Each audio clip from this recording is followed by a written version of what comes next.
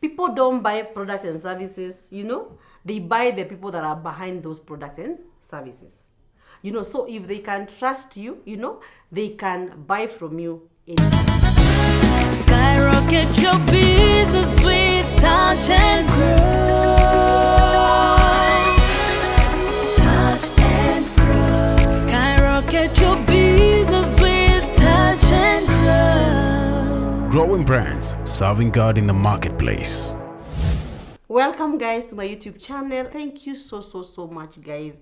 The numbers are growing every day. Subscribers wamekuwa wengi every day. The views are growing every day. I've experienced your love and I love you so much. Thank you also for always sharing my content, for always liking these videos, and above everything for always interacting with me, especially during the premiere gang. Nawatambua sana nyinyi ni wale business gang, and I love you so much. Thank you for always doing this with me. I am so honored. And in our today's business tip segment, I'm doing something. I want us to talk about something that we call the brand image, especially when you want to do the videos for your company, or you want to take your company there in the mainstream media for advertising, or you want to use an influencer to market your product or your services. Who should be the image of the company? Who should be in those videos? Who should be known as the face of the company? Actually, that's what you're going to tackle today. So who is your brand image, or who is your brand face when it comes to you going all out in the social media platforms or going all out in the mainstream or media platforms? In my experience, again, guys, I've always cautioned many companies against doing this or doing that. And I'm also going to show you the different strategies that I normally advise my clients to consider when it comes to picking who becomes their brand image, who becomes their brand face when it comes to expressing your brand out there. Do you want your brand to be in any social media platform, or do you want your brand to be in any media platform, or in billboards, or in any forms of marketing? Who should be the face, or who should be the image of the company? We normally have four different faces, or four different strategies on what you can do to choose who becomes the face or the image of your company. I'll list the four. I'll tell you the advantages of using either, and also the pros and the cons of not using this or using this. I'll tell you the advantages of each and the disadvantages of each. So now, as a business owner, you can always know, based on what I've shared, what you need to do or what you need to go for. Number one strategy that I've used in so many companies, especially the real estate company, I call it the CEO's face or the CEO's image strategy. This is where the CEO or the owner of the business becomes the one to be fronted in any form of visibility, name it, in any form of a video, in social media, in the media. The CEO becomes the face of the company. He is the one that you see. If it's an advert, he's the one that you see. If it's a space in the online, like platform, he's the one to be the face of the company. And I normally use this many times, especially in the real estate companies, because I keep saying real estate companies or real estate industry is a very perceptive industry. Perceptive in this, I mean, people perceive you, they need to perceive you, they need to see you, they need to hear you. And I keep saying, for the longest time, other than nowadays, in Kenya, people never used to trust the real estate companies, because the people who came in the industry, wakachafua, they stole money from people, they conned people, and it brought in a lot of trust issues. But then now, when you want to be known, when you want to be trusted in the real estate, I keep advising, bring your face, like on the forefront, Bring your face as the owner of the company. Let people know you are the owner. Let people know that they are dealing with the owner, so that in case of anything, they can always know where to get you. And in Kenya, specifically, when you go this way, when you front your face as the owner of the company, in those videos, in those YouTube, in those Facebook, in the media space, people can resonate with you. They can trust you, and now they can know you are the owner of the company. And in case of anything, they can always come for you in case of anything. Any company I've ever worked with, name them, all of them. By now you know the companies I've always worked with. I've always advised this way, and it's always worked. And also in Kenya, there are people who didn't take this route. There are people who've chosen to use other strategies to position their face. But for me, I keep saying, You're a business owner. You want people to trust your business more. You want people to resonate with your business more. You want people to buy you and to buy your business. Then the best strategy that you can always apply is this one that I call the CEO's face strategy. I keep saying on the CEO's face strategy, why for me it's actually the most effective, like brand imaging or brand face strategy to use for your business. Why it's the most effective in my own notion and also out of my own experience is because when you bring yourself here, people can see your face, people can know your name, people resonate with you, people trust you, and you keep saying people don't buy products and services, they buy the people that are behind those products and services. So if they can trust you, they can buy from you anytime. I remember when we were building Optiven, by the grace of God, I keep saying, I was part of actually the team leader in that process because I was their PR manager for 6 years. What we did with Optiven, we said we want to build the brand Jojo Shuri. Jojo Shuri is a person who had a very interesting story of his humble upbringing, humble background, and what he wanted to achieve for his mother by building him a home. So for me to get access or to get coverage or to get free media, like lobbying all over the media, the only way that I would go to the media to have Jojo Ashuri hosted and also covered in all this media was to position him as a brand, to position him as a name, to position him as somebody who's coming from somewhere and somebody who wants to achieve something for the family and also for the nation at large. And it worked. By building the brand George Ashuri, people are able to identify with Optiven because who is George Ashuri? He's the CEO of Optiven. You can trust George, then you can trust Optiven. And I also keep saying, you may not necessarily follow my path, but I also keep saying, especially in the real estate, if you don't know the owners of the company, for me that's a red flag. If the owners are hiring proxies here and there to be the face, and they're not the owners, they're not coming out to say they're the owners, then there is a danger there. So come out and let's know you are the owner of the company, and in case of anything, we are going to come for you. Of course, I'm not saying that that's not a way of people just trusting everybody in the real estate, given the owner is the one who is the face. Of course, there is a place for your own due diligence. You do your due diligence, you know who is the owner of the company. But every time, most times, even people when you're most times go and do your due diligence. Most times the owners didn't come out as the owners. They hired people who were the acting CEOs. They hired other people who were proxies or who came out as the owners, yet they were not the owners. So for a business owner that is very intentional about your business, that you want people to know that this is your business, that you want to connect with your own people, I keep advising, be your own face of your company and be your own image of your company as you build. With time, as it grows, there are of course other strategies that I keep applying as your business is growing. But at least ikianza, let's see you, let's know you. Let's know you are the one who is behind this business or this brand, and you'll always thank me later.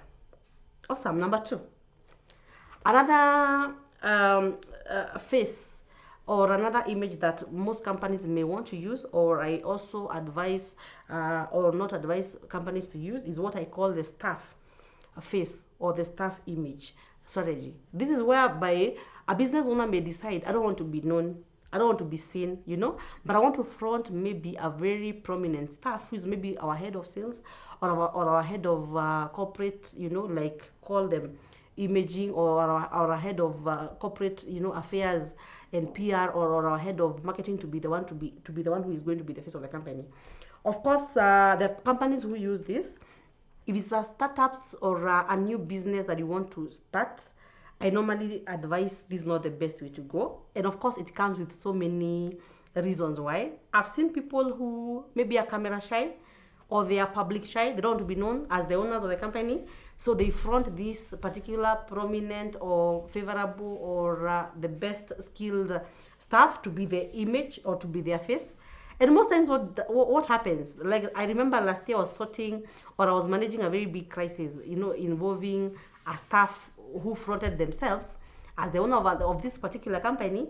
And now when things went sour, because he wanted more stakes in the company, he sabotaged the company. Actually, even as we speak right now, the dangers are sometimes when you front somebody who is a staff as the image of your company, and maybe you don't know them very well, or even in the future things happen, like you fall apart, people knew they were the owners of the company, you know. And I've seen even real estate companies, most people can actually bear me witness, people who are hired to be the CEOs of a particular company. Wakaenda wakajipanga, you know, they made faces, you know, they made people believe they are the owners or they have the most stakes in that company. And most times how it happens, just like churches, wanatokana kwa hiyo kampuni, wanaanza kampuni yao, wanabeba clients wote, wanabeba suppliers wote, wanabeba staff wote, and you who was maybe the angel investor or the owner of the company, you're left with nothing. And this applies to also when you dig deep in most companies zenye zilianguka.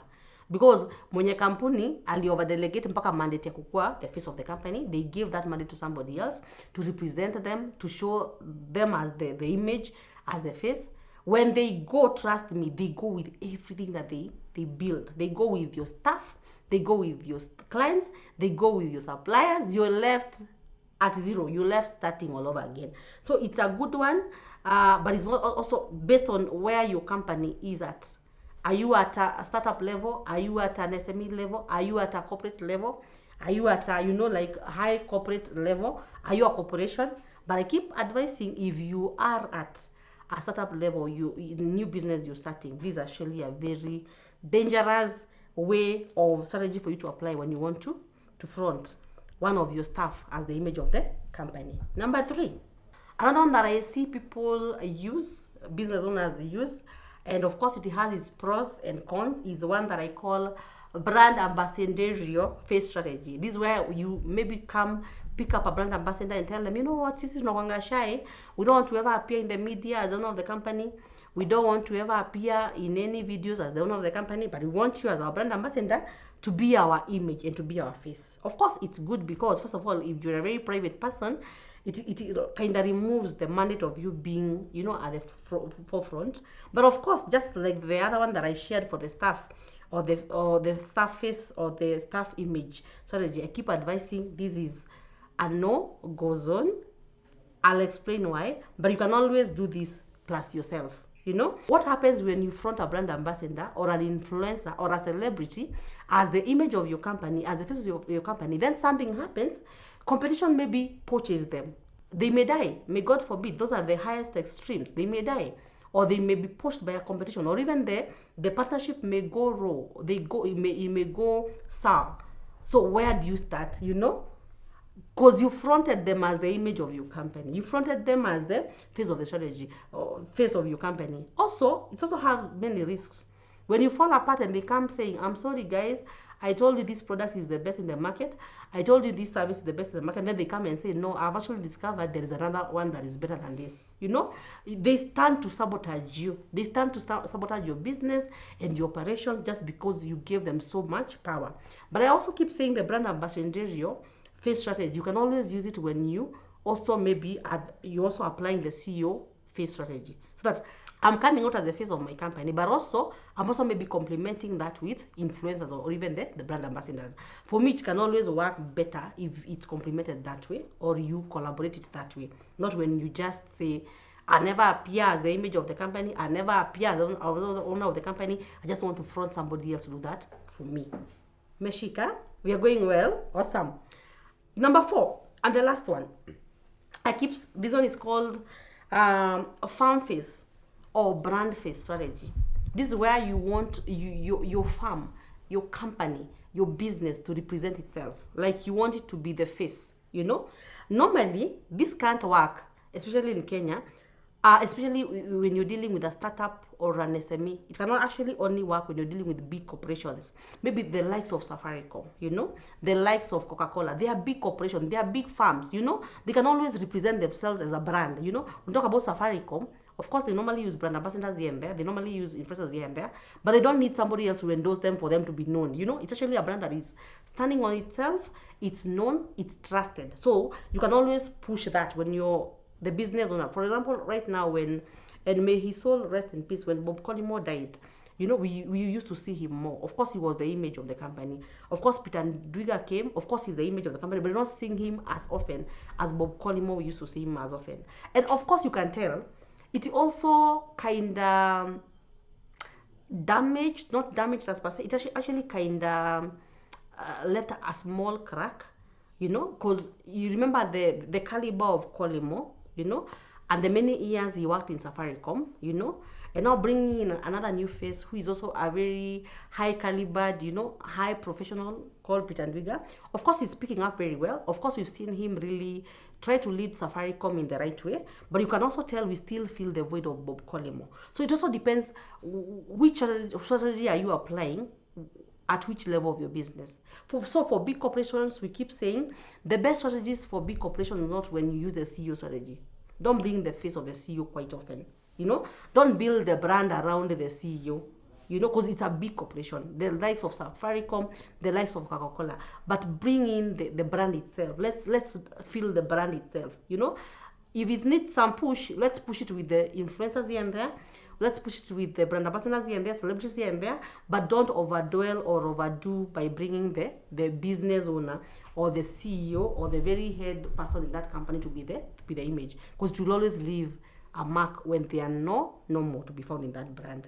So as you've seen, guys, nimewambia, come on startups, for me, from my experience, it's never failed. Use the CEO's face strategy. Do you need to use the staff? For me, I keep saying it's a big no, unless you're not using one staff. You're combining more than one staff, so that people may never get to know who exactly is the owner of that company. If you use like staff who are willing, or 3 staff or 4 staff, it's better. Because if people don't get to see another one quite often, they may think maybe he's left, and they may know the staff was not the owner of the company, because they get to see the others, you know. But if you prominently just project one, it's a red flag. It's dangerous for your brand, you know, unless you are now in the other leagues of the big corporations. The other one, brand ambassador, anytime, you can always use that. We're very big on influencer marketing. You can always use influencers to be the image of your company, to be the face of your company, but also complement that with you as a business owner being the face also. So that we are doing you as a business owner, and also we are doing the influencer in the same category. And the last one, brand face or farm face strategy. For big corporations, it's a high yes, you know. Just use your company to be the image, you know. If you can go under now at this level, when your company has grown from the startups level to the SME level to the corporate level, now to the very high corporations level, if you can now leave the stage, the best stage to leave is now. Leave the stage, let the brand represent itself, let the brand run itself, let the brand be known to be the brand on itself, but also here and there, use celebrities, use the media, use the influencers to keep your brand afloat. Thank you so much, guys. I believe my business owners and my business people, you're learning something. Thank you for always liking this video, for always sharing this video. Thank you for comments. Thank you for leaving, for keeping the comment section very alive. And I would always appreciate, as I keep saying, if you get to know each other. Let me know which business you do. Let me know which help you need. Let me know which other business tips and contents you can always tackle as we scale up to the next level. Thank you so much. Now I love to sana. Bye. We roll. Skyrocket your business with touch and grow. Growing brands, serving God in the marketplace.